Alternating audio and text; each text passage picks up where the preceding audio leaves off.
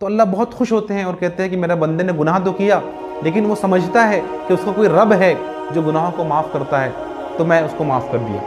कि सहाबा कितना ही मामूली गुनाह क्यों ना हो, उसको एक पहाड़ की तरह समझते थे कि वो इतनी शिद्दत के साथ उस पेट में गए हुए दूध को निकाल रहे थे कि देखने वालों को लग रहा था कि इनकी जान निकल जाएगी। अस्सलामु अलैकुम वरहमतुल्लाह। दोस्तों, अल्लाह के नबी सल्लल्लाहु अलैहि वसल्लम ने एक बहुत ही खूबसूरत मिसाल से एक बात समझानी चाहिए। आपने कहा कि एक आदमी सहरा और रेगिस्तान के अंदर सफ़र कर रहा था। उसके ऊँट के ऊपर उसका तमाम सामान, उसका खाना, उसका पानी, तमाम लवाज़िमात जो ज़िंदगी के लिए ज़रूरी होते हैं, जो ज़िंदा रहने के लिए ज़रूरी होते हैं, उसके ऊँट पर थे। सफ़र करते करते अचानक वो एक जगह लेटा तो देखता है कि उसका ऊँट गुम हो गया। वो बहुत परेशान हो गया, वो बहुत अब ज़िंदगी से मायूस हो गया, क्योंकि रेगिस्तान का इलाका है जहाँ उसको कोई चीज़ मिलने वाले नहीं है, और जो कुछ उसकी ज़िंदगी की ज़रूरतें थी वो उसके पूरे ऊँट के ऊपर थी। अब ना उसका ऊँट मौजूद है, ना वो तमाम चीज़ें उसके पास मौजूद है।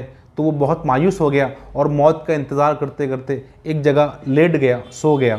तो उसकी आँख लग गई। जब थोड़ी देर के बाद उसकी आँख खुली तो अचानक क्या देखता है कि उसका ऊँट उसके पास मौजूद है। तो वो इतना खुश हुआ कि उसने खुशी में ये लफ्ज़ कह डाले कि अल्लाहुम्मा अंत अब्दी व अना रब्बुक, कि ए अल्लाह, तू मेरा बंदा है और मैं तेरा रब हूँ। नौज़ बिल्लाह। फिर अल्लाह के नबी सल्लल्लाहु अलैहि वसल्लम कहते हैं कि एक बंदा जब गुनाह करने के बाद वो अल्लाह ताला की तरफ पलटता है, अल्लाह से तौबा मांगता है, इस्तग़फ़ार करता है, तो अल्लाह ताला उस शख्स से जिसका ऊँट मिलने पर उसको खुशी हुई, अल्लाह ताला उससे कहीं ज़्यादा खुश होते हैं जब कोई बंदा तौबा और इस्तग़फ़ार करता है। दोस्तों, अल्लाह ताला ने जो दुनिया में हमको पैदा किया है, वमा खलक़तुल जिन्ना इल्ला वल इंसा इल्ला लियअबुदून, कि हमने जिनों को और इंसानों को हमारी इबादत करने के लिए पैदा किया है। सूरह मुल्क में अल्लाह ताला फरमाते हैं कि अल्लज़ी खलक़ल मौत वल हयात लियब्लुवकुम अय्युकुम अहसनु अमला, कि अल्लाह तबारक व तआला ने ये ज़िंदगी और मौत बनाई हैं, वो इसलिए बनाई हैं ताकि देखे अय्युकुम अहसनु अमला, तुम में अच्छे आमाल कौन करता है। ये ज़िंदगी हमारी लिए एक आजमाइश है, ये हमारा इम्तिहान है। और शैतान ने अल्लाह ताला से वादा किया था कि मैं तेरे बंदों को कदम कदम पर बहकाने की कोशिश करूँगा, उनको दाएं से बाएं से, आगे से पीछे से, उनको गुनाह की तरफ मैं ले जाऊँगा। तो दोस्तों, हम कितना ही कोशिश कर लें, लेकिन कभी कभी ऐसा होता है कि हमारे तमाम अज़्म, हमारे तमाम इरादे कमज़ोर पड़ जाते हैं और शैतान हमको बहकाने के अंदर कामयाब हो जाता है और हम गुनाह कर बैठते हैं। तो अल्लाह ताला ये नहीं कहता है कि मेरे बंदे गुनाह कर ही ना, लेकिन अगर वो गुनाह कर लें, अगर वो शैतान के बहकावे में आ जाए, तो वो फ़ौरन से मुझसे माफ़ी मांग ले, तो मैं उनको माफ़ कर दूँगा। आप जानते हैं, कुरान में बेशुमार ऐसी आयतें आई हैं जिसमें अल्लाह ताला ये कहता है कि मुझसे मग़फ़िरत चाहो, मेरी तरफ पलट कर आ जाओ, मैं तुम्हारी तौबा को कबूल करूँगा, मैं तुम्हारे गुनाहों को माफ़ करूँगा। अल्लाह ताला कुरान में फरमाते हैं कि इन्नल्लाह युहिब्बुत तव्वाबीन व युहिब्बुल मुतताहिरीन, कि अल्लाह तबारक व तआला तौबा करने वालों को, अल्लाह की तरफ पलटने वालों को और पाकीज़गी अख्तियार करने वालों को बेइंतहा पसंद करता है। हदीस का मफ़हूम है, अल्लाह के नबी सल्लल्लाहु अलैहि वसल्लम इरशाद फरमाते हैं कि ए वो लोगों जो गुनाह करते हो, अल्लाह से माफ़ी मांगो। मैं ख़ुद दिन में 100 मरतबा इस्तग़फ़ार पढ़ता हूँ, अल्लाह से गुनाहों की माफ़ी चाहता हूँ। अल्लाह के नबी सल्लल्लाहु अलैहि वसल्लम तो बख्शे बख्शाएँ थे, लेकिन इसके बाद भी अल्लाह के नबी सल्लल्लाहु अलैहि वसल्लम 100 मरतबा अल्लाह ताला से अस्तग़फ़िरुल्लाह पढ़ रहे हैं, अल्लाह ताला से इस्तग़फ़ार चाह रहे हैं। अल्लाह के नबी सल्लल्लाहु अलैहि वसल्लम ने फरमाया, एक हदीस का मफ़हूम है कि एक बंदा गुनाह करता है तो अल्लाह से माफ़ी मांगता है, अल्लाह से मग़फ़िरत चाहता है, तो अल्लाह बहुत खुश होते हैं और कहते हैं कि मेरा बंदे ने गुनाह तो किया, लेकिन वो समझता है कि उसका कोई रब है जो गुनाहों को माफ़ करता है, तो मैं उसको माफ़ कर दिया। वो बंदा कुछ अरसे अपनी तौबा पर कायम रहता है, फिर से वो गुनाह करता है, फिर वो अल्लाह ताला से माफ़ी मांगता है, तो अल्लाह ताला और कहते हैं कि उसने गुनाह किया, लेकिन फिर उसको लगा कि मेरा कोई रब है जो मुझको माफ़ करता है, गुनाहों को बख्शता है, तो मैंने उसको माफ़ कर दिया। फिर तीसरी मरतबा हदीस के अल्फाज है, फिर उसने गुनाह किया, फिर उसने अल्लाह ताला से माफ़ी मांगी और अल्लाह ने फिर वही अल्फाज कहें कि वो जानता है कि उसका कोई रब है जो गुनाहों को माफ़ करता है, तो मैंने उसको माफ़ कर दिया। इस हदीस का मफ़हूम ये है कि हम कितने ही बार गुनाह करें, कोशिश हमारी ये हो कि गुनाह हमसे सरद ना हो जाए, लेकिन गुनाह अगर हमसे होते जा रहे हैं तो हमें अल्लाह की रहमत से मायूस नहीं होना चाहिए। हमें ये नहीं सोचना चाहिए कि हम कितने बार गुनाह कर रहे हैं और कितनी मरतबा हम अल्लाह ताला के पास पलट पलट कर जाएंगे। अल्लाह तो बहुत रहम करने वाला है, अल्लाह तो बंदों को बहुत माफ़ करने वाला है। एक हदीस के अल्फाज हैं कि अल्लाह ताला रात को अपने हाथों को फैलाता है कि जिन लोगों ने दिन को गुनाह किए हैं वो अल्लाह ताला से रात को माफ़ी मांग ले और अल्लाह उनको माफ़ कर ले। फिर अल्लाह तबारक व तआला दिन में अपने हाथ को फैलाता है कि जिन लोगों ने रातों को गुनाह किए हैं वो अल्लाह ताला से दिन के अंदर माफ़ी मांग ले। और हदीस के अल्फाज है कि ये अल्लाह ताला का हाथों का फैलाना ये उस वक्त तक जारी रहेगा जब तक कि सूरज मगरिब से तुलू ना हो जाए, यानी क़यामत की अलामतें ज़ाहिर ना हो जाए। दोस्तों, एक अहम बात ये भी कि हम कितने ही गुनाह कर लें, कितने ही बड़े बड़े गुनाह हमने किए हैं, तो उसके बाद भी हमें अल्लाह ताला से मग़फ़िरत चाहने में, अपने गुनाहों की माफ़ी मांगने में कोई तकल्लुफ़ और कोई झिझक हमारे अंदर नहीं होना चाहिए।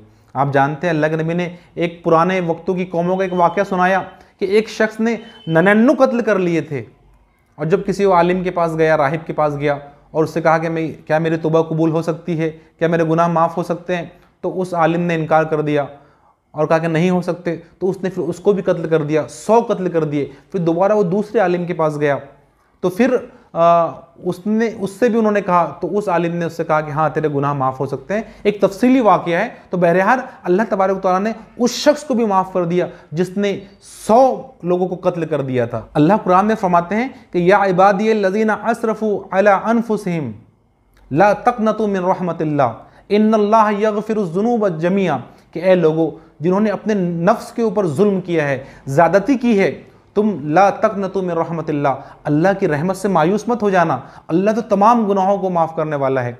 तो हम अल्लाह की रहमत पर यकीन रखें, अल्लाह की रहमत पर हम लोग भरोसा रखें और उससे माफ़ी मांगे, तो इंशाअल्लाह अल्लाह ताला हमको माफ़ करेगा। सामईन, तौबा की कुछ शराइत हैं, अल्लाह से इस्तग़फ़ार चाहने के कुछ आदाब हैं, उन आदाब का ख्याल रखना हमारे लिए बहुत ज़रूरी है।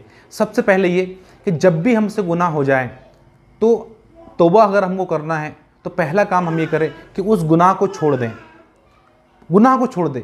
गुनाह करते हुए तौबा चाहेंगे तो अल्लाह तौबा कबूल नहीं करेगा।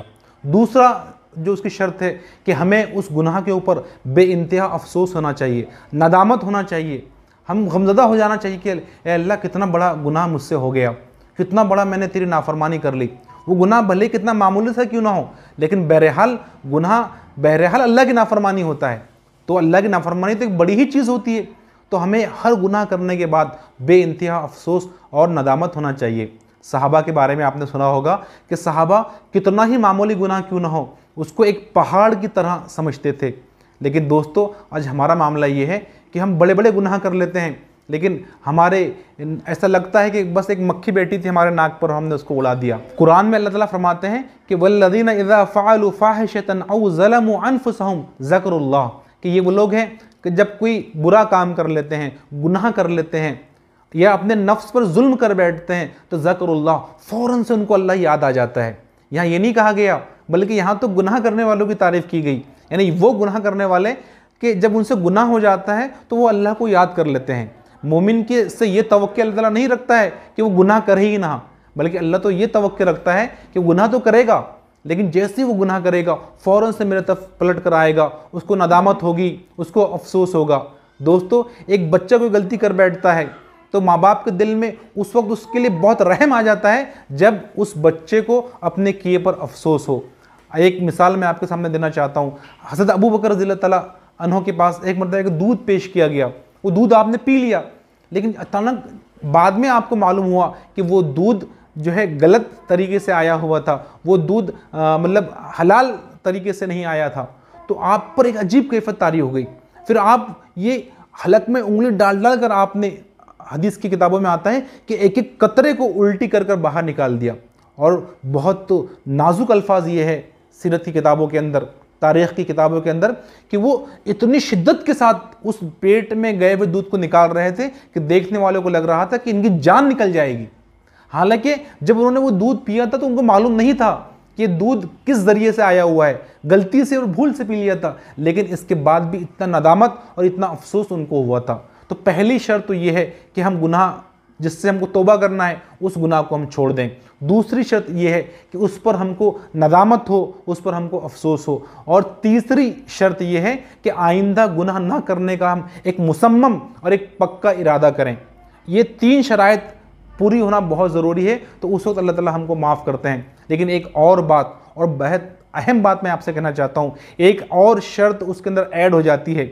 अगर वो गुनाह जिसका ताल्लुक बंदों से है, मतलब ये कि हमने किसी बंदे पर उसको हक उसका नहीं दिया है या उसके ऊपर हमने जुल्म किया है, ज़्यादती की है, तो उस बंदे से माफ़ी मांगना ज़रूरी है। ये चौथी शर्त ऐड हो जाती है अगर गुनाहों का ताल्लुक बंदे से है।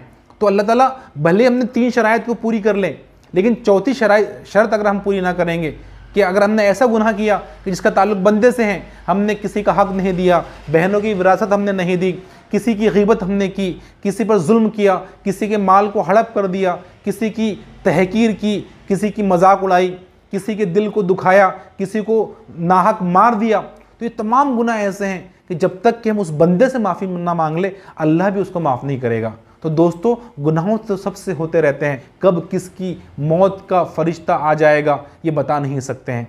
तो हम फ़ौरन से जैसे ही हमसे गुनाह हो जाए हम अल्लाह से माफ़ी मांग ले। जज़ाकल्लाह, शुक्रिया।